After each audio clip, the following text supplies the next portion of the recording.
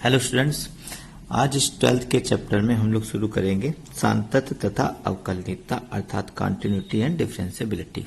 तो इस टॉपिक को शुरू करने से पहले 11th का एक टॉपिक पढ़ लें, लिमिट। लिमिट क्या होती है? ये किसी फंक्शन के बिहेवियर को शो करता है उसके किसी पॉइंट के निकटतम पॉइंट पर, यानी कि अगर limit x tends to a लिखा है तो मतलब a के जो निकट पॉइंट होंगे, नेबरहुड पॉइंट होंगे, उस पॉइंट पर इस फंक्शन की जब हम वैल्यू निकालते हैं तो वही क्या कहलाता है? लिमिट कहलाता है। तो लिमिट किसी फंक्शन की निकाली जाती है। क्यों निकाली जाती है? बहुत कंडीशन में बहुत सारे फंक्शन क्या होते हैं, अपनी वो वैल्यू नहीं दे पाती हैं जिसको हम निर्धारित कर सकें, यानी कि वो अनिर्धारित हो जाते हैं। इस वजह से हमको लिमिट की आवश्यकता पड़ती है। लिमिट आप दो प्रकार से निकालेंगे, लेफ्ट लिमिट और राइट हैंड लिमिट। दो प्रकार से होती है।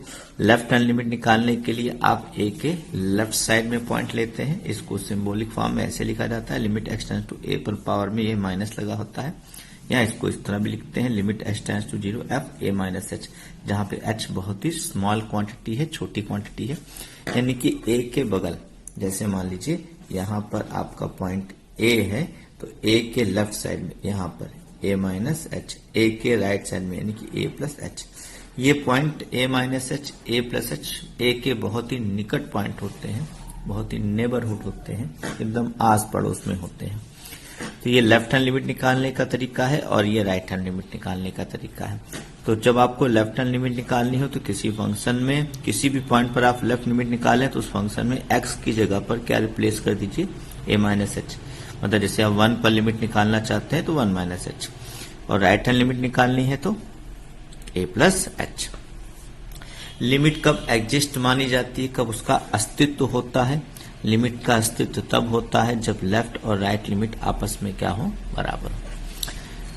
अब ये वो इनडिटरमिनेट फॉर्म है जिसकी वजह से लिमिट निकाली जाती है। 0 अपान 0, इनफाइनाइट अपान इनफाइनाइट, 0 गुणे इनफाइनाइट, इनफाइनाइट माइनस इनफाइनाइट, 1 की पावर इनफाइनाइट, 0 की पावर 0, इनफाइनाइट की पावर 0। इनको याद कर लीजिएगा, क्योंकि लिमिट निकालते वक्त पहले हम उसका रूप पता करते हैं, उसकी फॉर्म पता करते हैं, फिर उसी के अनुसार उसमें मेथड लगाया जाता है।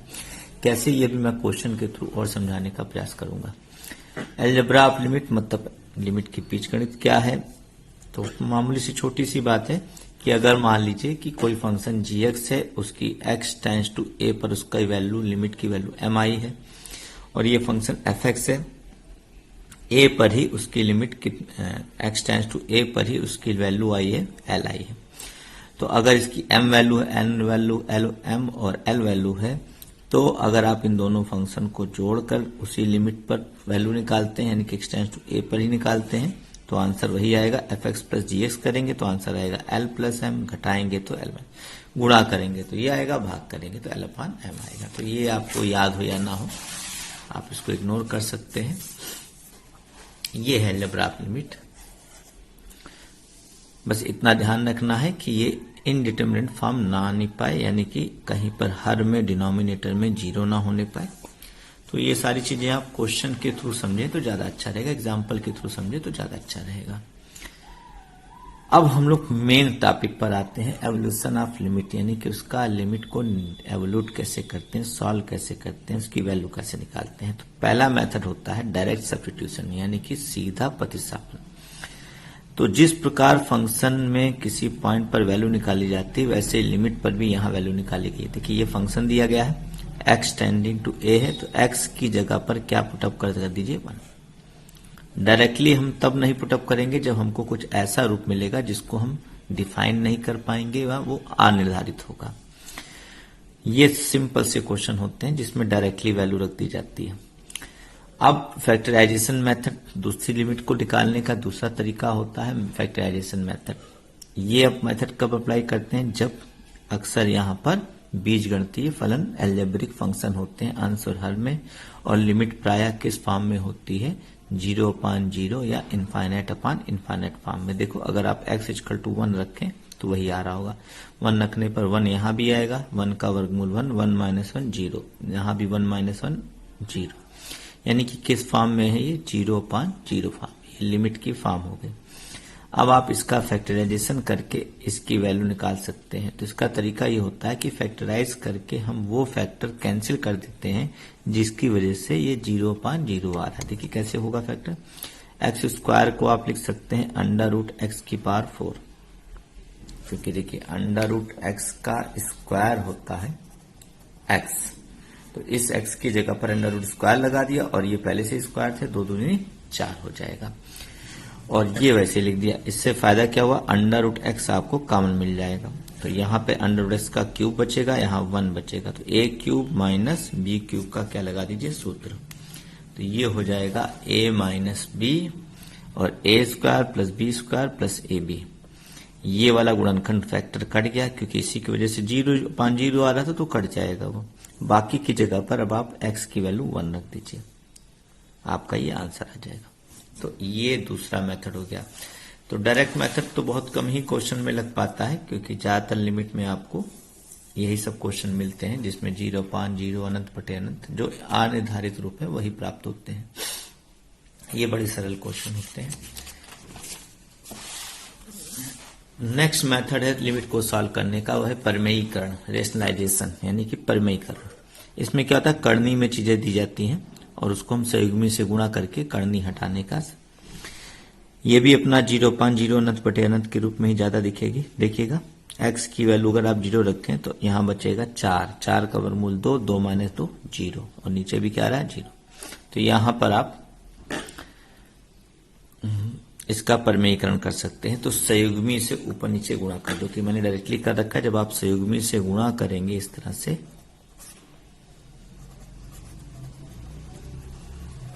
तो यहां पर फॉर्मूला बन जाएगा a² a plus b a minus b a² minus b²। नीचे वाला वैसे उतार लेंगे, सॉरी अब नीचे वाला वैसे उतार लेंगे। ऊपर अपना वर्ग करने से करनी हट जाएगी और ये 2 दूनी 4 कट गया, x बचेगा। ये x नीचे वाले x को कैंसिल करेगा। अब आप डायरेक्टली वैल्यू रख देंगे तो वो फैक्टर कैंसिल हो जाएगा जिसकी वजह से 0 आ रहा होगा ऊपर नीचे। अब आप लिमिट की वैल्यू रख दीजिए, x की जगह पर 0 रिप्लेस कर दीजिए तो आ जाएगा 4 + 0 + 2, 4 का स्क्वायर रूट 2 + 2 यानी कि 4। नेक्स्ट मेथड होता है जब x की वैल्यू अनंत की तरफ अग्रसर हो, यानी कि x टेंडिंग टू इनफाइनाइट हो। तब आपको करना क्या है, तब यहां पर जब आप x की वैल्यू अनंत रखेंगे डायरेक्टली तो आप इसका ये सॉल्व नहीं हो पाएगा। तो आप एक चीज याद रखिएगा कि 1/0 को हम लोग अनंत यानी कि इनफाइनाइट लिखते हैं, तो 1/इनफाइनाइट को क्या लिखते हैं 0। तो इसी कॉन्सेप्ट का यहां इस्तेमाल करिए कि यहां पर x की जो भी सबसे बड़ी पावर हो उसी से अंश और हर में न्यूमरेटर और डिनोमिनेटर में भाग दे दीजिए ताकि सब कुछ बटे में आ जाए, ताकि जब हम x की वैल्यू अनंत इनफाइनाइट रखें तो 1/अनंत यानी कि 1/अनंत दिखे आपको, जिसकी जगह पे हम 0 रख सकते हैं। अब आप देख सकते हैं x² कैंसिल हो गया, x² यानी कि 1/x, ये 1/x², यहां भी वही चीज 2/x² है ये। तो आप देखिए सब जगह x अपान में आ गया। अब x की वैल्यू अनंत रखेंगे तो 1/अनंत 0, 1/अनंत का स्क्वायर ये भी 0 हो जाएगा, ये भी 0, 2/अनंत स्क्वायर ये भी 0 हो जाएगा। ये सारे पद 0 हो जाएंगे, केवल ये बचेगा। तो जब अनंत लिमिट दी गई हो तो आप हर जगह उसको बटे में रखने का प्रयास करिए, यानी कि अनंत ऐसे आए ताकि उसकी जगह पर क्या लिखा जा सके 0। ट्रिग्नोमेट्री लिमिट है। ट्रिग्नोमेट्री लिमिट को सॉल्व करने के लिए आप ये फॉर्मूला याद करते हैं, बहुत ही इंपॉर्टेंट फॉर्मूला हुआ करता था 11th में। Limit x tends to 0 sin x/x = 1। इस फॉर्मूले का इस्तेमाल करके देखिए एक एग्जांपल भी मैंने सॉल्व कर रखा है, sin ax/bx। तो इस फॉर्मूले का इस्तेमाल तभी हो पाता है जब यहाँ पर लिखी हुई कोण में जो एंगल है ax और यहाँ पे लिखा हुआ नंबर दोनों सेम हो। तो यहां पर दोनों नंबर को सेम करने के लिए b की जगह पर a ले आइए। तो इसका तरीका ये होगा, a से भाग दिया, a से गुणा, और b ये जो यहां था वो यहां लिखा हुआ है। अब इस पूरे की वैल्यू 1 हो जाएगी। ये तो अचर राशि है, इस पर लिमिट का कोई प्रभाव नहीं पड़ेगा, तो a/b बचेगा कुल मिलाकर आंसर। ये कुछ फार्मूले हैं जिनको आप याद करना है। tan x/x limit x tends to 0 1 होता है, जैसे साइन का क्वेश्चन लगता है वैसे इसका भी लगता है। ये सारे फार्मूले आप लर्न कर लीजिए।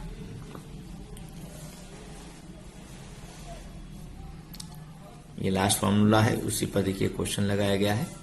ये वाला फॉर्मूला x की पावर n माइनस ए की power n upon x minus a x tends to a n a की पावर n। इसमें आप जितने भी लिमिट के क्वेश्चन देखेंगे उसमें इस चीज का ध्यान रखिएगा कि सब में जहां पर भी आंसर लिखा है सभी में देखिए 0/0 टाइप की लिमिट आ रही होगी, यानी कि 0/0 आएगा तभी उसकी जगह पर 1 लिखिएगा। यानी कि अगर x टेंड्स टू 0 है तो आप 0 वैल्यू रखें इसमें, तो tan 0/0 यानी कि 0/0। 0/0 आने पर ही इस पूरी लिमिट की वैल्यू कितने के इक्वल होगी 1। ये सभी जगह ये रूल होगा। ऐसे यहां भी देखिए sin x minus a upon x minus a x tends to a रखेंगे तो a minus a 0 a minus a 0 0/0 आ रहा है, तो ये पूरा 1 के इक्वल होगा। एक और रूल होता है जो कि अक्सर ऑब्जेक्टिव टाइप क्वेश्चन में लगाया जाता है लिमिट के, उसको भी जाने रहिए आप, वो है एल हॉस्पिटल रूल। और ये क्या करता है कि जब 0/0 फॉर्म में लिमिट हो तो आप अंश और हर न्यूमरेटर और डिनोमिनेटर का अलग अलग अवकलन कर सकते हैं। x की पावर n का अवकलन करेंगे तो nx की पावर n माइनस 1 और 2 की पावर n अचर राशि, इसका अवकलन 0। यहाँ 1 हो जाएगा x का अवकलन, जिसका 0। अवकलन करने के बाद आप डायरेक्टली x की जगह पर ये वैल्यू रख सकते हैं, तो x की जगह पर 2 रख देंगे तो आंसर आ जाएगा। तो आप देख सकते हैं फॉर्मूले से भी वही क्वेश्चन मैंने लगाया, एल हॉस्पिटल रूल से भी लगाया, आंसर सेम आएगा। इस रूल को लगाते हुए सावधानी रखिएगा कि ये 0/0 और अनंत बटे अनंत फॉर्म में ही प्राय लगाई जाती है। तो इस तरह से ये लिमिट का बेसिक है, आपको इसको अभ्यास करना है, प्रैक्टिस करना है।